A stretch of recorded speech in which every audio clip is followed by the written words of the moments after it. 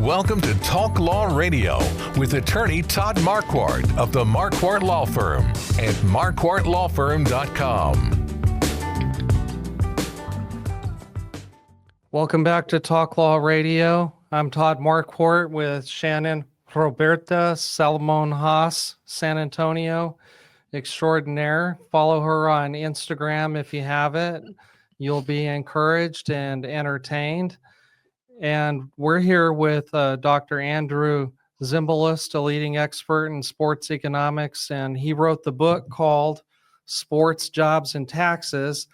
This is the book you need to have if your municipality is trying to pay for a sports arena or stadium. We've been talking about how typical municipalities pay for a new stadium or arena, and we've been talking about some of the potential economic benefits and some of the downturns. Shannon had a question. Go ahead and ask about how San Antonio's special. Oh, that's his phone. Hold on a second. Go ahead, Shannon. Ask about San Antonio, the special city. Well, let's wait. Let's wait for. Well, we can't have dead air on the radio. Okay. Well, I was talking to you in the break that I've always had this idea that San Antonio was very special. And I don't remember where I quite got this idea. I just think we have a very unique culture.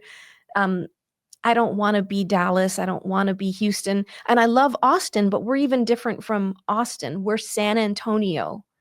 So we say something around here, puro ese, something is, if you see something and it's something only we would do, like we eat a lot of barbacoa. And so we say we're puro ese.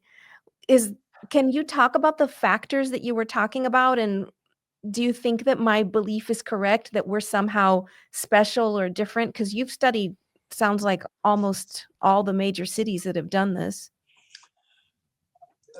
I don't want to pretend that I'm an expert on the San Antonian economy. But what I will say is that I believe it's possible, depending on the terms of the deal, for a well-structured deal to be either economically neutral or economically positive for a city. You need very careful and intelligent negotiators and experienced negotiators to get to that point. And more often than not, it doesn't happen. Most of the time, it doesn't happen. Most of the time, there is the economic cost. But so what are the key issues here? Who owns the arena? If you build the arena, is it going to be owned by the city because the city helped pay for it? Or is it going to be owned by Peter Holt, by the owner of the team? Peter Holt, go ahead. That brought up a question in my mind.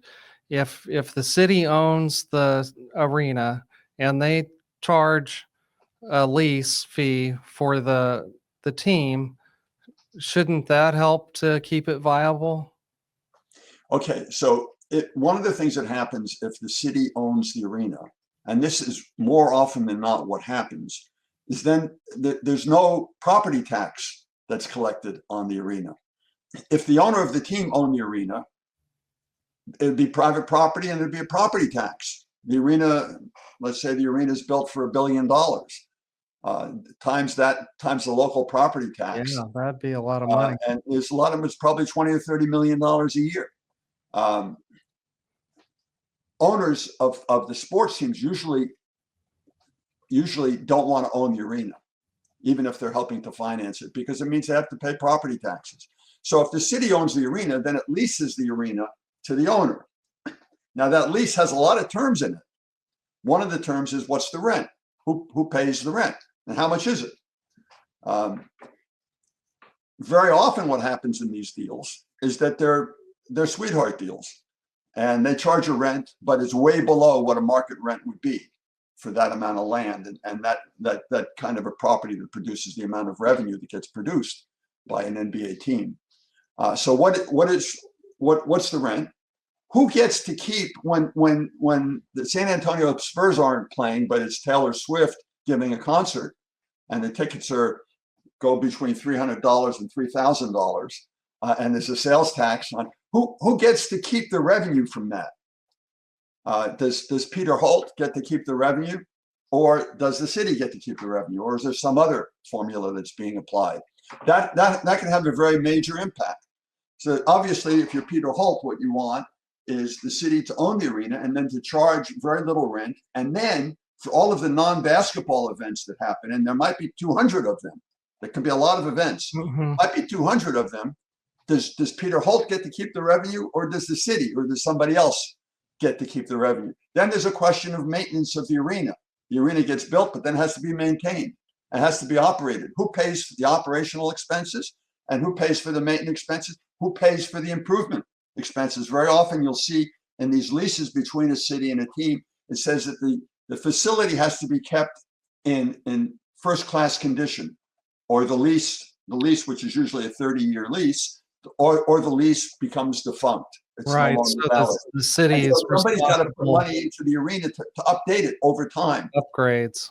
And so there are all sorts of issues around the actual deal that's structured between the team and the owner. And those details, the devil is in the details, those details will, at the end of the day, either yield a negative conclusion, economically speaking, for the city, or a neutral, or perhaps to a small degree, a positive.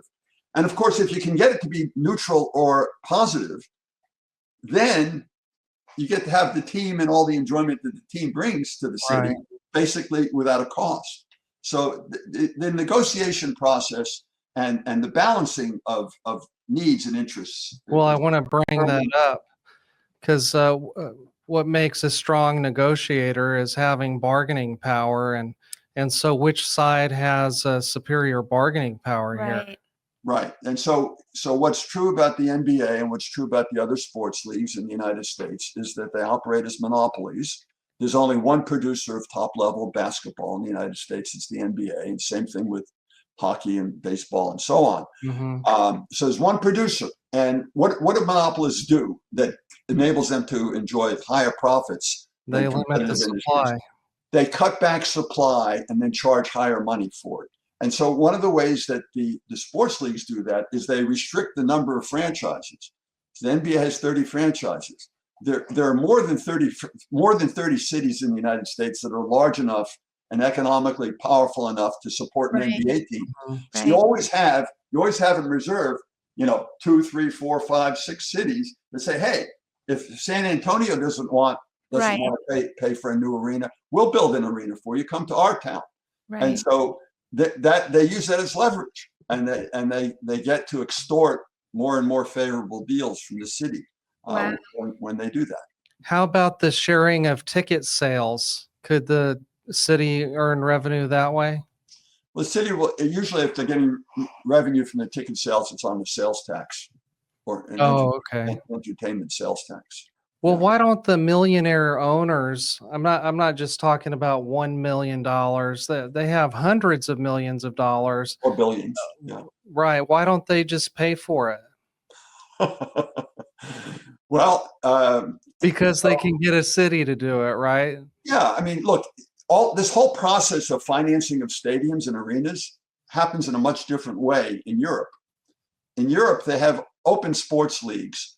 And because the leagues are open, you have the phenomenon, and I don't want to get into a lot of detail here, but if you follow the Premier League, if you follow soccer, or what they over there call football, if you follow that, you know that in greater metropolitan area of London, they have 6 teams in the Premier League. 6. They have a total of 20 teams, but 6 of them are in greater London. How many baseball teams are there in San Francisco? Well, there used to be 2 if you count Oakland, but now they're in Sacramento, so there's 1. How many are in California? How many in Los Angeles? There's 1. If you include Anaheim and Orange County, there are 2. How many are there in New York? There are 2. There are the Yankees and the Mets. How many? And so on. So we basically in the United States, we have either 1 or 2 teams per city, even the largest cities. But over there, they've got 6. So what impact do you think that has on negotiating around leases or negotiating around building new facilities? The impact is that if the mayor of London gets approached by the owner of Chelsea football team or Tottenham or whatever the team might be, and they say, hey, build me a new arena or I'm leaving, the mayor of London, adios. Go ahead. I've got 5 other teams. Yeah. I don't need the 6th team. And by the way, if you leave the stadium that's there, somebody else will want to use it because they promote from the bottom leagues on up. So the leverage that you raise, that issue, is very important, and it ends up having a lot to do with whether the city or public funds in general are going to building a private arena or for an arena for the private benefit. Well, because the fear is that we're going to lose our home team that we have spirit for and camaraderie amongst each other. There's a reality there. There's a reality there. And that's why it's important, I think, for citizens to understand both elements of this reality. One element is, is building an arena going to actually enliven and enrich the local economy? Is it going to create jobs? Is it going to raise per capita income? The answer there, generally speaking, is almost always no, it won't. But will it save the team? Well, maybe it will. So then what you have to do as a taxpayer is you have to make a calculus, right? You have to say, I'm going to have to pay so much money, and in return, I get to have the team, or get the team to stay. By the way, another bad thing that often happens here is that you're building a new arena, a new fancy arena with more premium seating, with more luxury boxes and club seating. And so the common citizen is helping pay for this, but then they can't afford to go to the arena because the prices are much higher than they've ever been before. But in any event, what you're entitled to know as a taxpayer and as a voter is, okay, here's what we're going to get. We're going to get to keep the Spurs, and here's what it's going to cost. The problem very often is that they're not told it's going to cost anything. And in the case, what I understand from what you've said, is that the Spurs went out and hired an economic impact study, and it's being done by by a company that's owned by the Spurs. Right. And so they're going to produce an economic result that's going to say, this is the cat's meow. This is going to generate a tremendous amount of job and a tremendous amount of income and so on. And that's a falsehood. What we know is that it's not that simple. It doesn't usually work out that way. So the voter has the right to have accurate information when they do the trade-offs, and not be told you get to keep the team and you're going to get much richer. I want to take one more break, and when we come back, I'd like for you to tell us about one example. Hopefully you can search your mind, a memory of a team that actually had a positive economic impact. Stay tuned. We'll be right back. This has been Talk Law Radio with attorney Todd Marquardt, brought to you by the Marquardt Law Firm. You can learn more at marquardtlawfirm.com. And be sure to listen to the full Talk Law Radio show Saturday mornings at 11 on 9:30 a.m. The Answer. Each week, attorney Todd Marquardt talks about the law. His mission with the Talk Law Radio show and podcast is to help you discover your legal issue blind spots. In the beginning, God had one law. Don't eat from the fruit of that tree. Then came the 10 Commandments. Now we have federal, state, and municipal lawmakers that won't stop creating new laws. Laws that might impact you without you knowing it. Listen to the show and drop a line on Facebook or email host@talklawradio.com and let the host know what you think of the show, the topics you want to hear, and whether you want to be a guest.